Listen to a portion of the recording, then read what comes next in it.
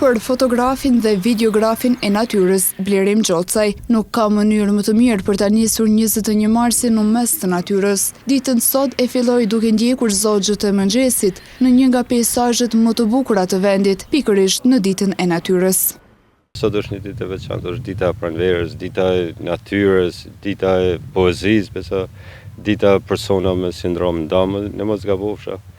Po sido që tjetë është një ditë shumë e mirë me dielli, siç për shembull ditë pranverë mo. Mundohem që çdo ditë të sjellë ka diçka të re.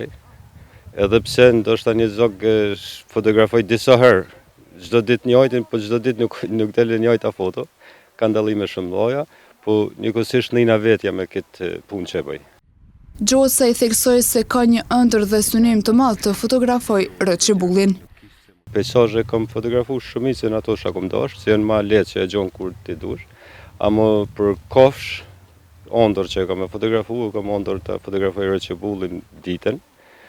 Ato kam ondër, edhe shpresoj që ta fotografoj edhe pse lajmi i mirë është që gjendet vendi tonë, po lajmi i keq është që mund të jetë vetëm një individ. Edhe është shumë i zërshëm, por shpresoj që në të ardhmen nuk i dihet jetës. Fotografi Gjocaj tha se shumë shpesh për këtë shkak të terrenit të vështirësuar, nevojitet kujdesi më i shtuar gjatë punës. Vetë puna jeme botë e egër, t'jep me kuptu se fillimi ç'është është. Domethënë çdo sa është me vështirësi nga kafshë të ndryshme, ka arusha, të dera të egër, çakaj, ka lloj-lloj të ndryshme. Po jo që kem pas në vështirësi, sepse tani e kum arrit atë bindjen edhe kum bind vetveten që ne na më të rrezikshëm se sa kafshët. Më thonë vështirësitë janë shumë mëdha, po janë vështirësi që kalohen.